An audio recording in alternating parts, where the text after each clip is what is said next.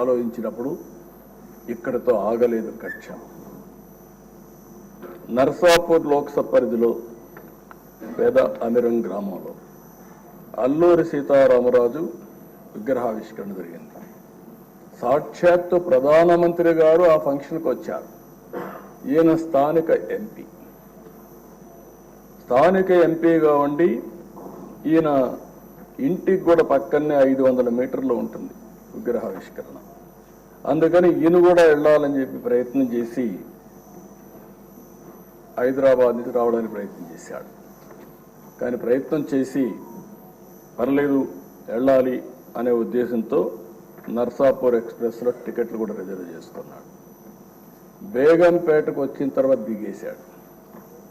దిగి మళ్ళీ అందరికి మెసేజ్ ఇచ్చారు, మాకు కూడా మెసేజ్ వచ్చింది, నేను వెళ్ళడం లేదు, నేను వెళితే ఏదైతే సత్తెనపల్లి ఆ ప్రాంతం పిడుగురాళ్ళ సత్తెనపల్లిలో వాళ్ళు ఒక ప్లాన్ చేశారని తెలిసింది, అవసరమైతే భోగిని తగలబెట్టి చంపేయాలని చెప్పి ఆ వార్త తెలిసింది కాబట్టి నేను దిగేశాను, నేను పోవడం లేదని చెప్పి దిగేసి వచ్చే పరిస్థితికి వచ్చాడు. అంటే ఇవన్నీ చూస్తే ఇవి సాధ్యమా, ఇవి జరుగుతాయా అనిపిస్తుంది. కానీ వీరి విషయంలో ఇవన్నీ జరిగాయి. 5 సంవత్సరాలు ఎంపీగా ఎన్నికైన తర్వాత నియోజకవర్గానికి రాలేకపోతే కడాను రచ్చబండ పెట్టి ప్రజలకు జరిగిన విషయాలు జరిగినట్టు చెప్పి ప్రజల ఆదరణ పొందిన వ్యక్తి ఈ రఘురామకృష్ణ. అందుకే నేను అందుకే త్రిబుల్-ఆర్ సినిమా ఎంత సంచలనమో ఈయన జీవితం కూడా అంతే సంచలనం. ఇంకొక విషయం కూడా మనం గుర్తుపెట్టుకోవాలి. మామూలు వ్యక్తి అయితే ఆ ధైర్యంగా ముందుకు వచ్చేవాడు కాదు. ఒక్కసారి నేను ఎన్నోసార్లు చెప్పాను, కొంతమంది నేరస్తులు నాకు ఇది చూసినప్పుడు ఒకటి గుర్తొస్తుంది. ఇలాంటి చూసినప్పుడు ఇంకా చాలా జరుగుతున్నాయి.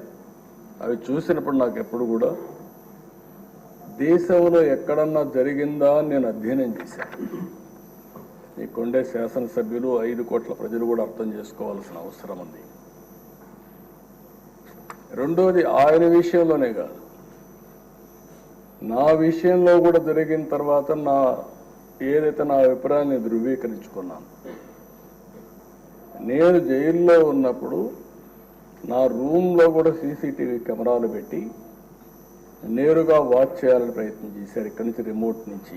అదే ఈయన విషయంలో కూడా ఆయన్ని కొడుతూ టీవీలో సెల్ ఫోన్లో ఆనాటి ముఖ్యమంత్రి చూశారని వారు చెప్పే పరిస్థితికి వచ్చారు. నాకు అది ఆ రోజు నాకు నమ్మశక్యంగా అనిపించలేదు. కానీ నా విషయంలో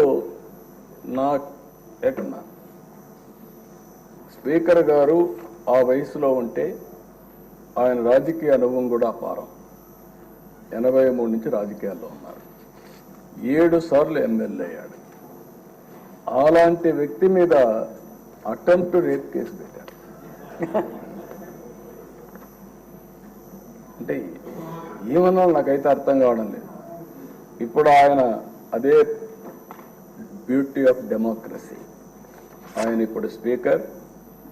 అదే మాదిరిగా ఈయన్ని చంపేయాలనుకున్న ఆయన ఇప్పుడు deputy speaker. Can you imagine this? అందుకే ప్రజల్లో ప్రతి ఒక్క విషయాన్ని వాచ్ చేస్తారు. ప్రతి ఒక్క విషయాన్ని వాచ్ చేసి ఎప్పటికప్పుడు ఒక్కొక్కసారి బయట రాలేరేమో కానీ అవకాశం వచ్చినప్పుడు మాత్రం సరైన నిర్ణయం తీసుకుంటారు.